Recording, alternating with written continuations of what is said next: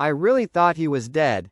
Jeremy Clarkson told a body has been pulled from wreckage of Richard Hammond's £2 million supercar. Jeremy Clarkson stood silently, staring at his mobile phone screen with a blank expression.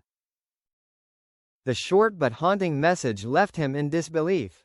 They told him that a body had been pulled from Richard Hammond's £2 million supercar, which Richard was driving when it crashed on a Swiss mountain. The words, body, and, on fire, echoed in Jeremy's mind. He felt an indescribable sensation, as if his heart had been gripped, stopped for a moment. It all started that morning when the Top Gear crew decided to take on a daring challenge on the winding mountain roads of Switzerland. Richard, as usual, was the one assigned to drive the fast supercar, a Rimac C_2, worth nearly £2 million. With more than 1,900 horsepower, the car could reach 120 miles per hour in a matter of seconds. A perfect machine for drivers like Richard, who are always looking for thrills and challenges.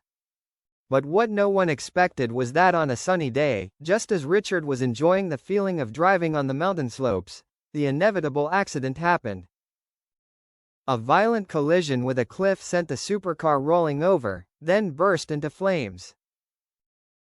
Everyone witnessed the scene on the screen, but no one could believe their eyes. A car worth millions of pounds, now just a pile of smoldering rubble.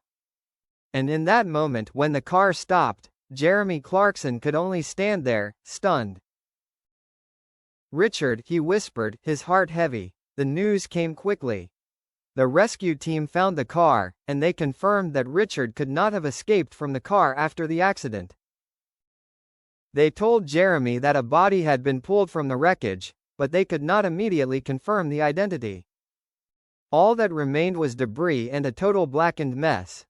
Jeremy tried to stay calm, but fear and anxiety kept him from thinking about what could have been. He thought back to the days he and Richard had shared on the treacherous roads, facing challenges together, laughing and sometimes arguing. They had been a team, a family.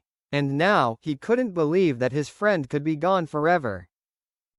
When he received word from the rescue team that they couldn't confirm the victim's identity because his body was so badly burned, he only felt more confused.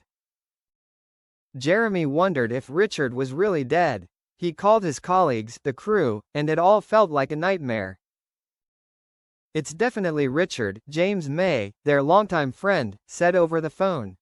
"No one else but him could drive that car like that, right?" But Jeremy couldn't help but worry.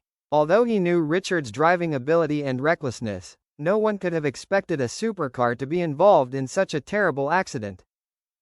"What should we do now?" Jeremy asked, his voice low. "Wait," James replied, also feeling uneasy.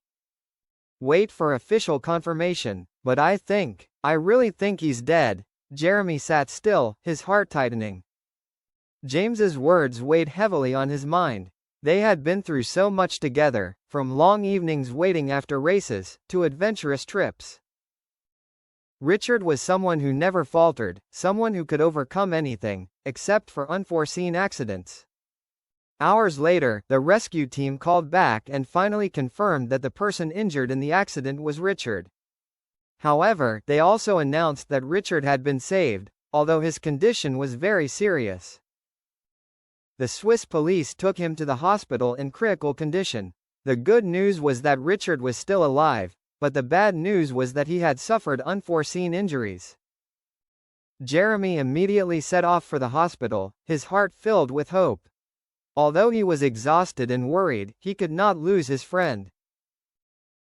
When Jeremy arrived, he met the doctor and learned that Richard had suffered severe burns to his hands and feet, and his face was so badly injured that he could not be immediately recognized.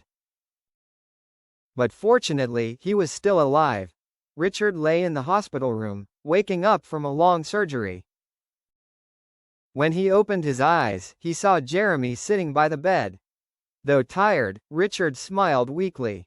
"We have another story to tell, don't we?" Richard said, his voice hoarse with pain. Jeremy could only sigh in relief, saying nothing but a dry laugh. He felt as if a great burden had been lifted.